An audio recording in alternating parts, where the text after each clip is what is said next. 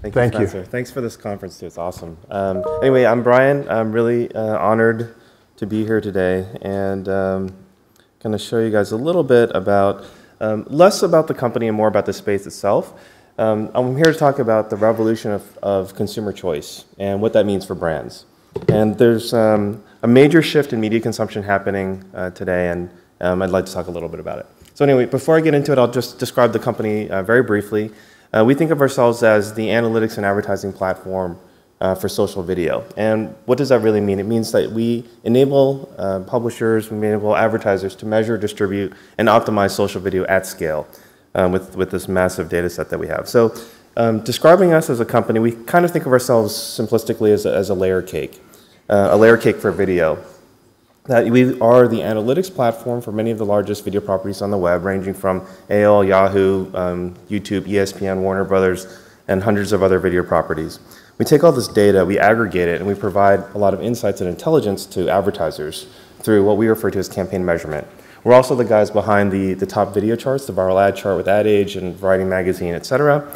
And then we built on top of this big data platform a new type of video advertising platform that I'll talk about a little bit called viewable media, which is really about getting your videos watched as content and getting your videos, quote unquote, to go viral. So that's kind of what Visible Measures is. We really think of ourselves as the analytics and advertising platform for social video.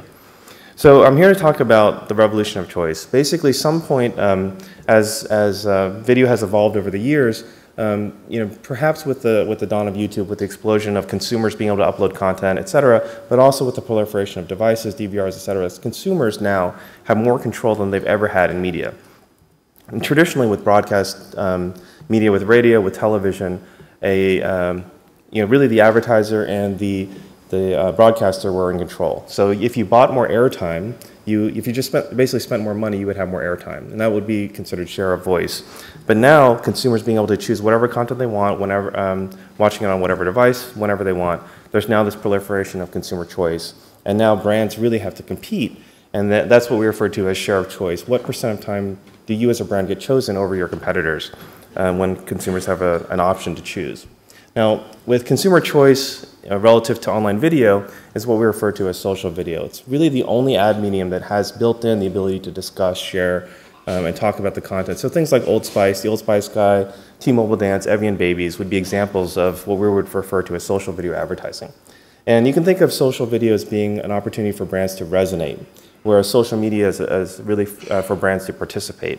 Because if you think about it in Twitter, Facebook, et cetera, a brand really has the same media weight as any other participant. You have the same 140 characters, you have the same available status updating, but as a brand in social video, you have the opportunity to actually influence and change the dialogue. The social video landscape does have a benchmark. The viral ad chart, which is powered by us, goes out every Thursday, and you're seeing 300% year-over-year growth in the online video, in the social video space, which is pretty tremendous. And essentially every major brand and every major category is represented. One of the challenges in video is that essentially you have the ability now to have content dispersed over originals, copies, and derivatives with viral spread, users copying and reposting content.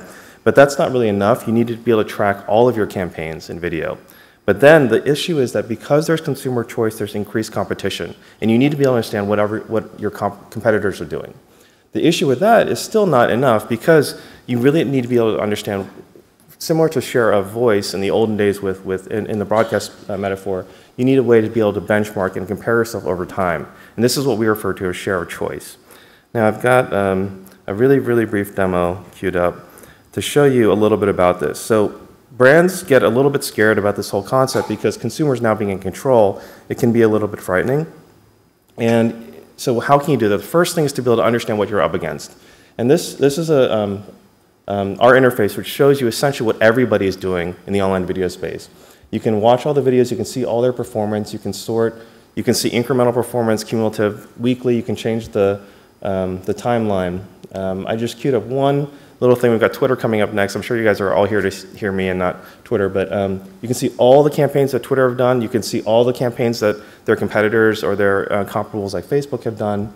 And then just briefly, I queued up one little video which shows you the power of social video to influence your perception about a brand. This is for a cosmetics company called Dermablend, and it shows you that their cover-up is so powerful that it can actually cover up a guy whose face is essentially entirely tattooed. So, this is a really short demo, sorry about that.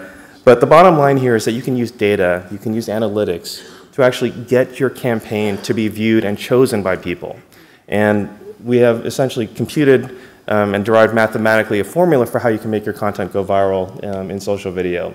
And the last thing I would say is that consumer choice, the bottom line is that it begets competition among the brands. If consumers are choosing, then you as a brand have to be better in order to get chosen. And brands need analytics, data measurement, and technology to enable them to be better and to get chosen. So that's it.